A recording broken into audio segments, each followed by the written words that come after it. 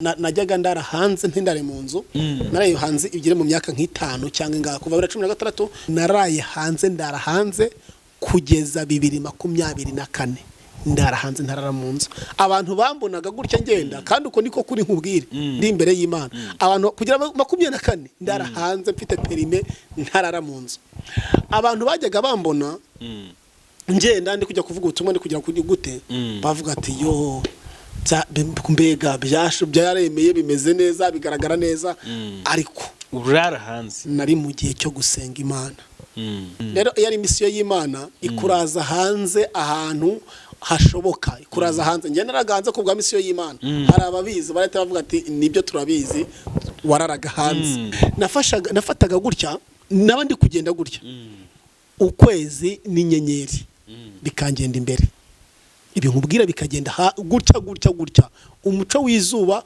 inyenyeri bikangenda imbere oya ako kantu kambwire neza njewe kubw'amasengesho nabaga ndimo ubu ndi kubwira Imana ngo ingarure ibihe biruta ibya mbere hahandi nagendaga gutya ukwezi n'inyenyeri urumuri rukangenda imbere abantu bari buze kubyumvira byumva nk'ubusazi bashobora kubyumva nk'ubusazi ndetse bakabyumva ko bidashoboka ariko umunyamwuka umuntu w'umunyamasengesho wagiranye n'Imana ubusabane ndetse unafitanye n'Imana n'ubusabane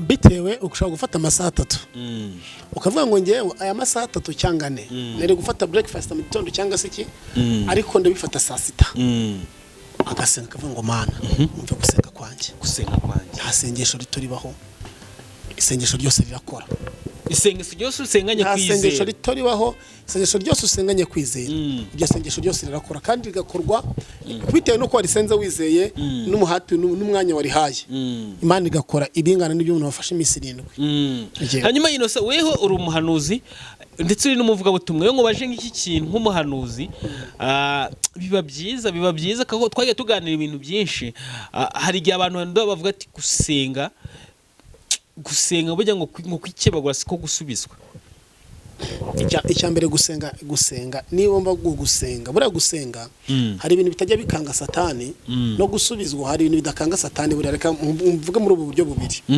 gusenga neza buriya satani ntagatinya ngo umuntu azi kuririmba azi guhanura azi kwerekwa ikintu satani atinya umuntu usenga kuko umuntu usenga byonyine azi imbaraga iva mu masengesho kuko gusenga guhindura ibintu byinshi kugasenya ibintu byinshi ariko kuririmba ntago gushobora guhindura ibintu byinshi ndetse no kubwiriza cyane guhindura ibintu byinshi ariko umuntu afashe umwanya agasenga gusenga biravuga ngo nukuganira n'Imana umuntu afashe umwanya agasenga byanyabyo pana byo gukikira byo guca iruhande agasenga hari imbaraga nyinshi hari uburyo ibishashi by'umuriro bigenda biza kuri wa wundi muntu usenga Imana urabona uyu mugweto Eliya yarasenze gusenga byonyine umuriro uramanuka ntago byasabye kugira ngo abanze avuga ngo Mana ngo oya we yarasenze byonyine gusenga ni connection bigwa connection wowe n'Imana biba connecte kwa ko ushobora gufata urutsinga hano ukarushira nk'ahari ya hepfo washaka kurushira mu mujyi ariko kubera yuko rudafite ipfundo mo hagati cyangwa se rutacitsemo hagati wafungura hano ijwi rikumvikanira mu mujyi kubera ko hagati nta pfundo ririmo ntabwo ryacitse rero gusenga bimeze nk'umugozi uva kuri wo ukagera ku Mana iyo hagati hari imipfundo urasenga bikagarukira hagati iyo nta pfundo ririmo bigira ku Mana rero ibi bimeze nk'aba umuntu usenga ariko afite utuntu iruhande akenyereyeho uwo muntu agasenga kandi David nusenga nusubizwa uri gusenga ariko uri gukora ibyaha uzamenye ngo uri mu nzira Satani gushakamo. Ako kantu gasubiyemo neza ngo nusenga, hari igihe umuntu asenga ariko ari gukora ibyaha, ukajya gusenga ariko wavayo ugakora ibindi hanyuma uwo muntu agasubizwa. Mu by'ukuri izo nyungu ari kubona ni isi iri kuzimuha. Uzi ko hari ibyo tubona by'isi bisanzwe n'ibyo tubona ari ijuru ribiduha, ari ijuru ribiduha, kandi iby'ijuru nta marira abamo. Iby'ijuru ritanze bivamo amahoro n'umunezero, nta mururumba ubaho, nta bindi bibaho by'imirurumba no ariko iby'ijuru. Iby'isi nubwo ubibona rwose utari gusenga uhora wumva uyu muntu abahora ari kuribwa adatuje, nta mahoro, nta kintu. Ubundi nusareka nkubaze, hari igihe wigeze kubamo ukamva uri mu bihe by'amasengesho bidasanzwe ku buryo ukavuga ati Mana none nanga ndasenze bikatukutini yose ntago ngiye kuva ngo nta gusenga, ariko ari igihe umuntu abamo kavuga ati cyo kari amasengesho nasenze cyaki uwayangaruramo cyane. Hari n'umuntu twaganiriye witwa Mutesi namwije ati bitewe n'amasengesho nasenze ndi hakurya Arabia Saudite ubu yansubije gusa nawe senga umuntu ukahita ububona. Nge nasenze 2016 kuva 2016 ntagaraho natangiye gukizwa, ariko ni ibihe bidasanzwe nigeze ngira.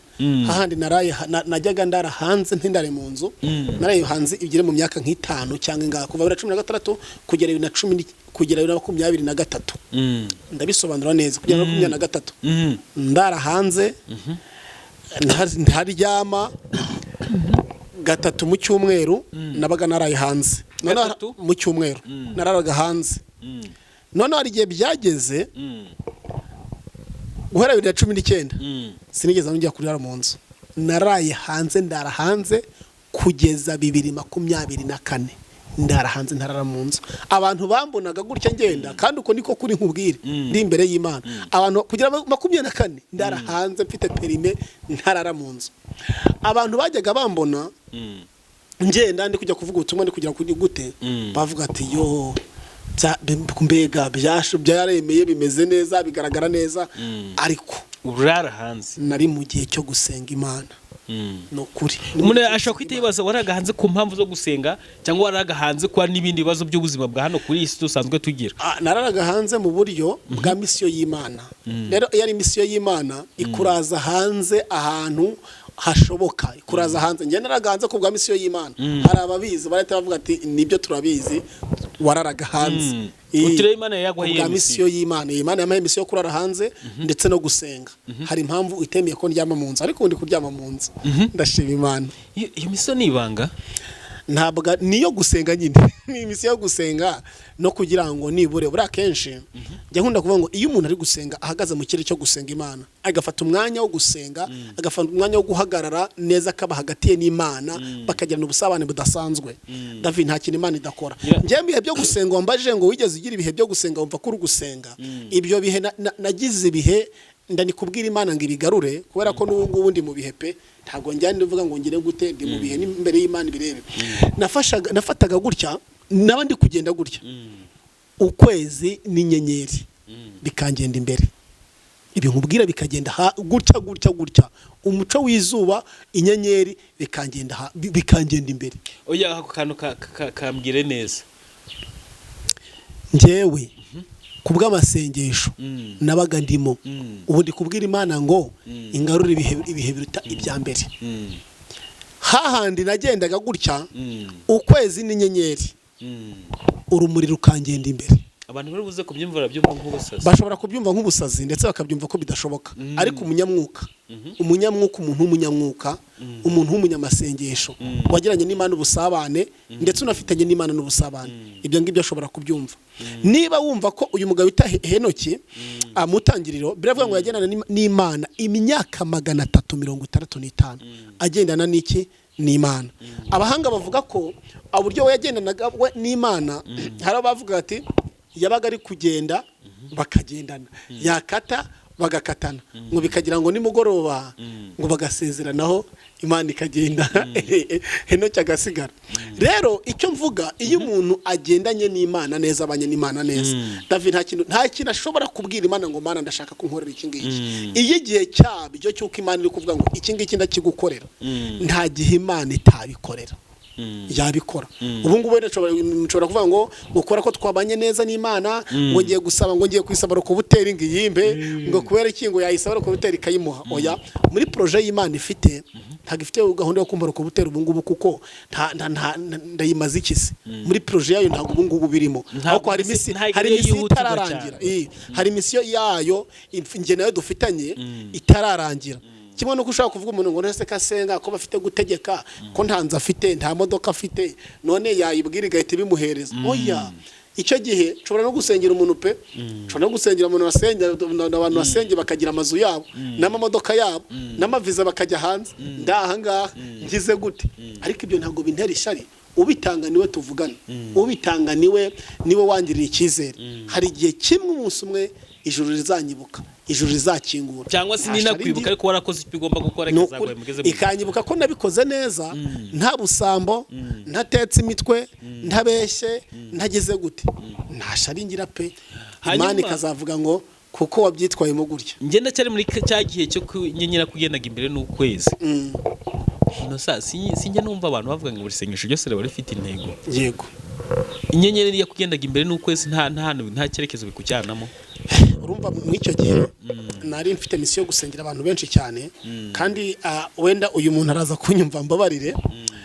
Hari abantu nasengeraga, hari abana nasengeraga bari bafite ntabwo ari umwe ni benshi bageze muri 5 baterwaga n'imyuka mibi bari barabateze mu kuzimu baratezwe n'abana b'abantu b'abanyamasengesho ko ni ibintu bibabaje biteye n'agahinda. Umunyamasengesho akavuga ngo ari gusenga kumba afite imbaraga z'umwijima ari gutega abandi bantu agatega abana b'abandi akababuza amahoro kugira ngo azakenerwe bamuha amafaranga azageragenda imyuka mibi ayihagarikaho gato yongera asubire kugira ngo bagende bamuha amafaranga. Rero iyo bimeze gutyo bisaba imbaraga y'Imana kugira ngo urwane kuko ntabwo ugiye gake gake ujenjetse utiyiriza utagize gute Satani yakwica. Muri icyo gihe nafashe ibyo bihe tugasenga. Hari abakozi Imana twagendanaga tugasenga. Imana yakoze ibikomeye, Imana igenda ibohora, Imana igenda ikora ibikomeye. Abatarabyaraga barabyara, imyuka mibi irahagarara. Abo bantu Satani abo bantu bari barateze Imana bavana mu urwo rwobo, bavana mu myuka mibi, bavana mu marimbi, ubuzima burongera buba buzima. Hari abashatse. Ibyo byose ni ibintu by'ibihamya bigaragara kandi rwose pe bitari byo gupapira. Rero Kristo yarabikoze, Imana nihabwe icyubahiro. Ubwo misiyo mfite rero ndakomeje kandi ndakataje kuko ubu nanone uyu munsi misiyo mfite ndakomeje ndakataje ndifuza ibihe biruta ibya mbere.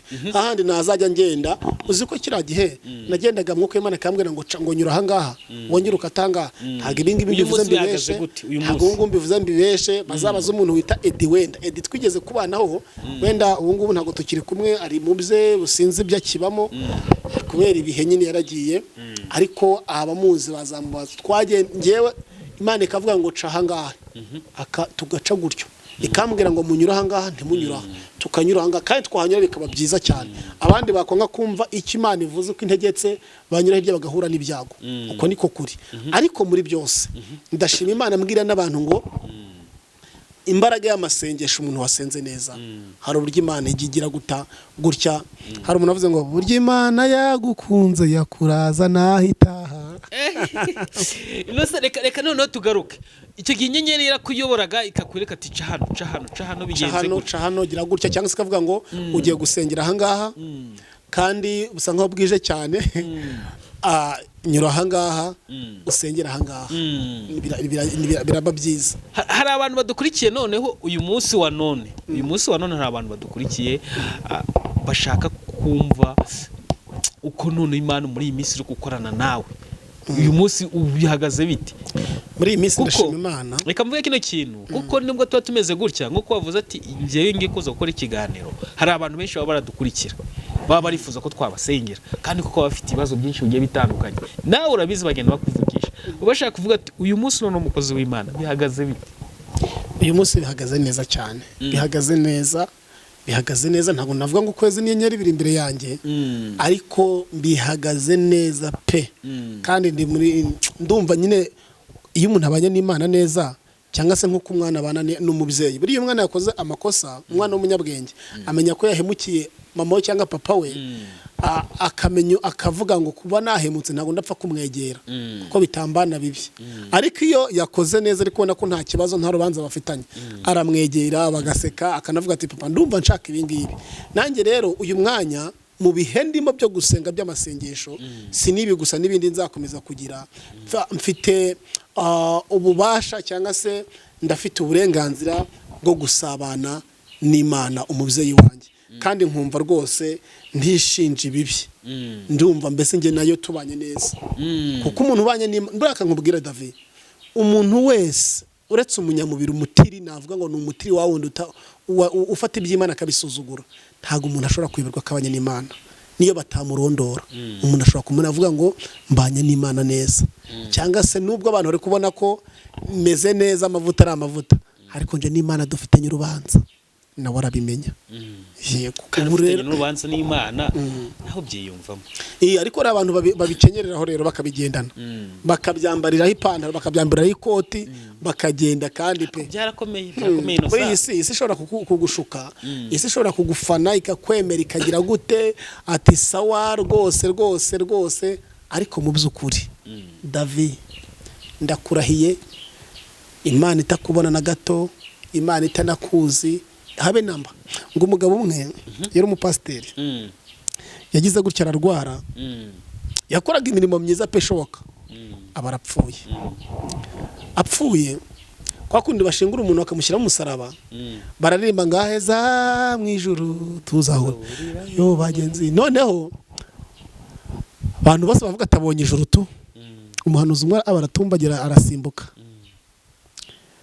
ati nubwo mwavuze ngo abonye ijuru ntaryo abonye ati mpamvu ataribonye atekanye babwire ati cyagihe bagabanyaga abakozi bagiye muri pansiyo yagabanyije imyaka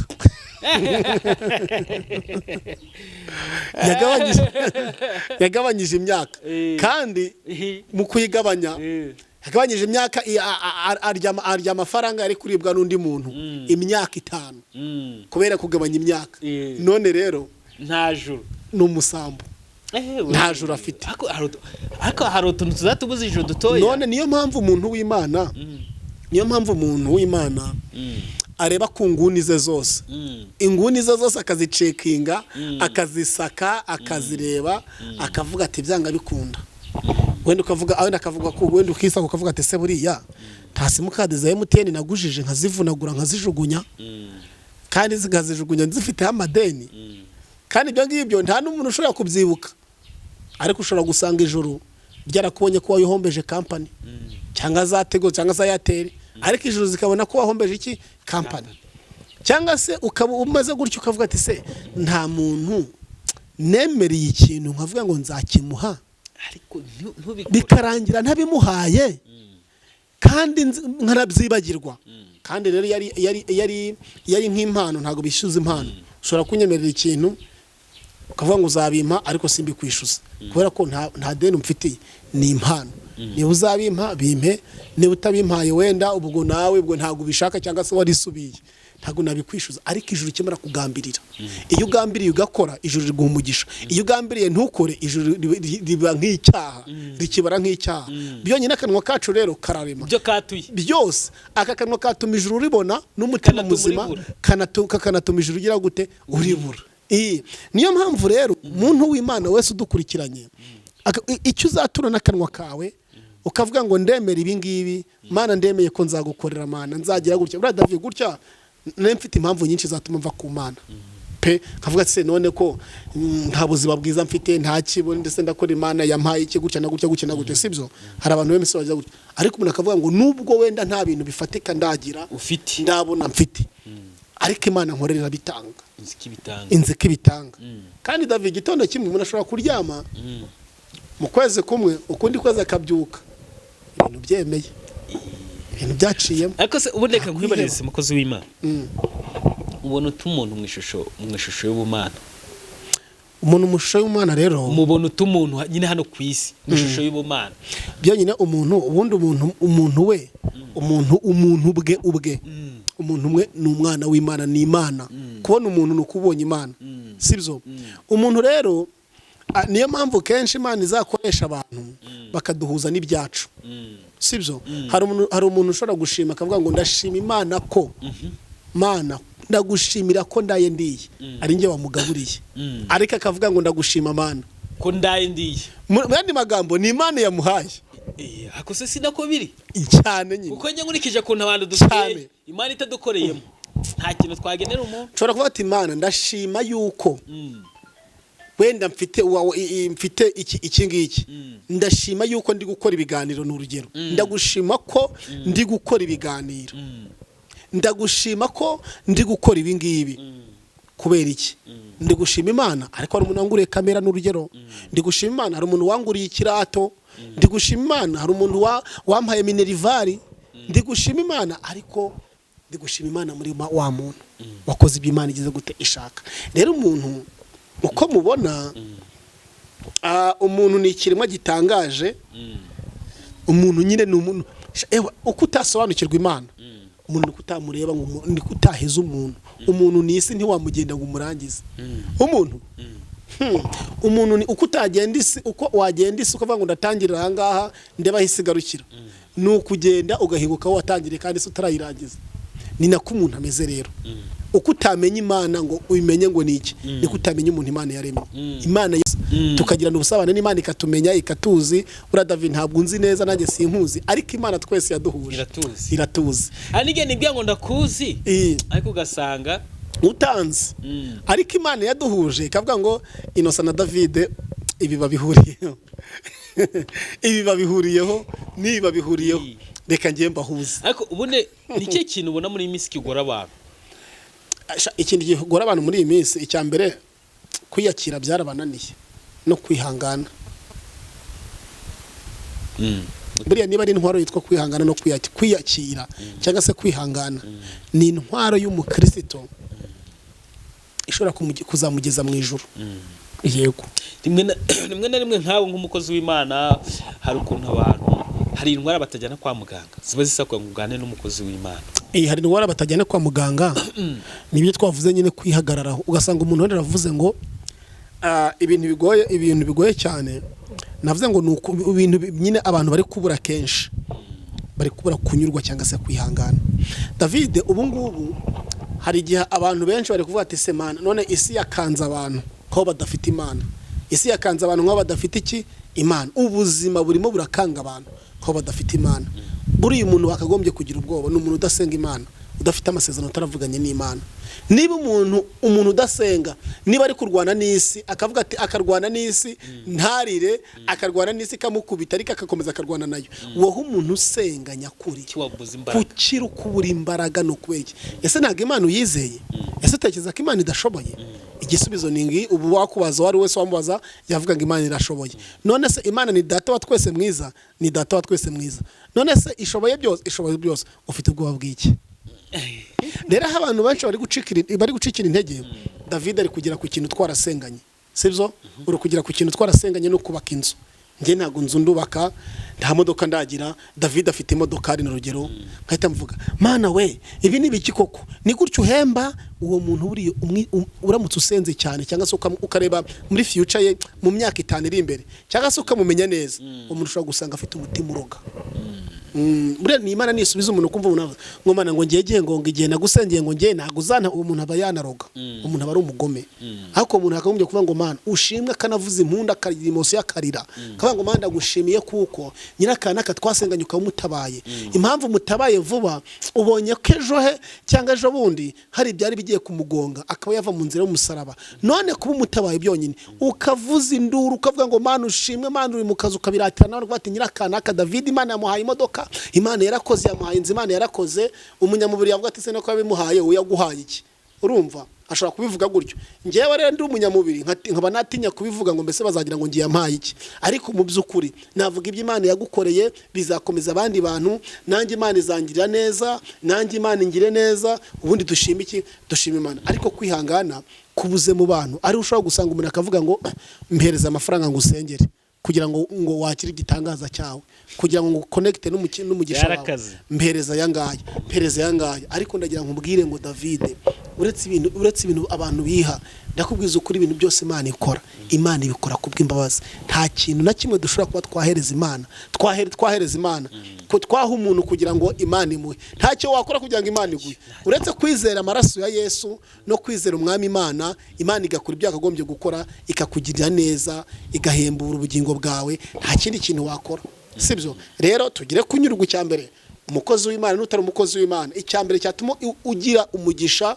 ugakomeza kubana n'Imana neza icyambere no kunyurwa kabiri gukunda kwiyakira kabiri gukunda ibyo ukora gukunda ibyo ukora niba ari gusenga niba ari kwibiba noneho niba ari no gukora akazi runaka wenda no gukora ugakora ushizemo imbaraga ubundi gusenga no gukora birajyana kandi waba udafite akazi wenda ariko muri makeya wenda niba uri gusenga nta kazi urabona senga gire courage hari Imana izagukonekta n'umuntu uwo muntu iguhuje nawe akaguha akazi y'amafaranga wasabye Imana ikayaguha ubundi ibintu bikagenda neza rero tugire kunyurwa twihangane niba nyirakana akayambaye neza ibyo ntibigutera ishari kubera ko nyine wowe utambaye neza niba nyirakana ari kuvuga ngo Imana yamuhaye amafaranga wigira ishari niba afite umutima mwiza aravuga atereka nkugirire neza Imana yagize gute yangiriye neza nukuri hanyuma rero turi kugana ku musozi w'ikiganiro cacu twagiye tuganira ibintu byinshi ariko nanone sinagira navuze ko aka kantu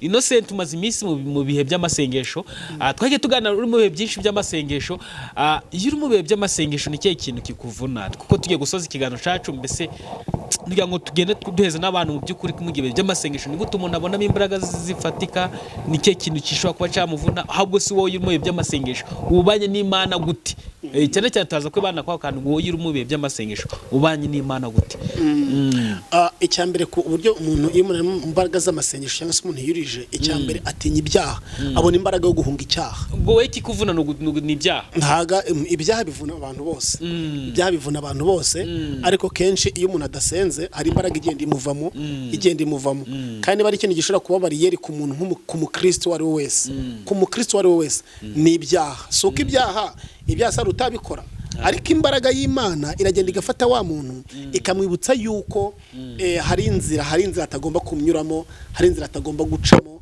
hari ibyo atagomba gukora kubera ko nyine nkuko Imana agenda amwibutsa amufreshinga ikintu ugikore wabubangamye wabukoze gutya ndetse no imbaraga no inatuzinura kureka ibyaha burundu tukareka ibyaha burundu gusenga Imana niko bijya bidufasha kwiyiriza sinzi ikintu cya kabiri warumubwiye ikintu cya kabiri nankubaje ati se abantu ni cyo kintu bagomba kwirinda ni ibyaha wakisubije ahubwo ni ikintu wewe abantu n'Imana ute mu gihe by'amasengesho nk'umuhanuzi yego ubundi umuhanuzi kenshi iyo atari kubwiriza wenda atari ahantu wenda atari kubwiriza abari wenda ari mu byo ari gukora bye wenda niba ari gucuruza niba ari umusheferi ari gushefera wirinda kujya mu bigare ubuzima busa wirinda kujya mu bigare wirinda kujya ahantu hatuma ugire uhatakariza iki imbaraga karata nubwo waba wiyirije ariko niba utagiye kubwiriza irinde kujya ahantu hahuriye n'abantu benshi ariko bari mu bintu bidesheje Imana icyubahiro nko mu kabarese wenda hari ibintu wenda mu kabarese cyangwa se n'ibindi bintu wenda bitagize icyo bitwaye ariko wabona urajyayo ukabona ko byakubangamira mu mwuka w'Imana wenda ntabwo wenda turi kwibanda ukuntu iyo uri mu bihe by'amasengesho ukuntu ubanye n'Imana wowe ukuntu mbanye n'Imana iyo ndi mu nicyo kintu numvaga nshaka ko twibanaho nge nawe okay iyo ndi mu bihe by'Imana rero nako by'amasengesho ukuntu mbanye n'Imana hari uburyo nicara wenda nkicara nkasenga nkaganira n'Imana tukavugana ikanyobora inzira ngomba kunyuramo uko nshobora gusengera umuntu se wenda mpamagaye uko nshobora gufasha umuntu mu buryo wenda nkamukansaringa mu buryo wenda anyitabaje Imana impereza n'ubundi bwenge bwo nshobora kubwira umuntu nuko nshobora kumukansaringa, nuko nshobora gutanga inama. Tuba tubanye n'Imana mu buryo neza, mu buryo bwinshi. Tuganira nayo, tukavugana ibintu nk'ibyo ngibyo. Hanyuma rero reka tugusabe ijambo ry'umunsi cyangwa se inama y'umunsi, biraza kudutwara iminota 3. Wowe uri umusiribateri ntago iminota 3 iri buze kuba twakwica igihe. Iminota 3 si ngombwa gusoma ijambo ry'Imana, niba ari ryo urimo mutwara tubwira, ariko nanone hari ijambo bari gufasha cyane ukumva utagenda utarisigiye abantu. Numva no mama tuvuze ateka dufata nk'iminota 3. Yego. Imana ihabwa icyubahiro. Turasoma muri Yosuwa 3:7, ibice 3:7. Niyo nama ngiye gutangira gutanga. Imana yabwiye Yosuwa kubera ko Yosuwa yabanye n'Imana neza. Iyo umuntu abanye n'Imana neza, inama nanatanga cyangwa se n'ubundi buryo navuga ngo icyambere umuntu wese umukristo aherereye hariho hose yige kwiyiriza, kabiri yige kunyurwa, gatatu akunda ibyo akora. Ibyo ngibyo bizamufasha kandi bizatuma abana n'Imana neza. Rero iyo umuntu abanye n'Imana neza, hari ibintu adakora we ubwe, kubeshya, kwesikoroka, agira n'ukuri. Umuntu agira n'ukuri akavuga ati bimeze gutya, niko bimeze. Sibyo, niko kubana neza n'Imana. Hanyuma rero kubera ko Yosuwa yabanye n'Imana neza, hari ibintu Imana yamubwiye, nibyo ngiye kuvuga. Yosuwa 3:7 uravuga ngo Uwiteka abwira Yosuwa ati, uyu munsi ndatangira kugukuza mu maso y'Abayisiraheli bose, kugira ngo bamenye yuko ndi kumwe nawe nkuko nabanaga na Mose. Imana ishimwe. Urumva hari ikintu Imana igikora, kubera ko kubana n'Imana neza, hari uburyo Imana igukuza mu bundi buryo, mu yindi akakugeza muri indi stage runaka, kagukuza kakujyana hejuru, kubera ko banye n'Imana n'iki neza. Ndagira ngo mbwire umuntu wese dukurikiranye cyangwa se uraza kutureba hano, birashoboka ko uri hasi, ariko uyu munsi Imana iratangira kugukuza mu maso y'abantu bose, babibona ko Imana yagukujije. Aho yagukuje, aho uri, ntabwo ari cyo kigera Imana ishaka. Irashaka kurenga aho ngaho. Ibyishimo byawe byaranyuzwe, yego, ariko irashaka kugira ngo urenga aho ngaho.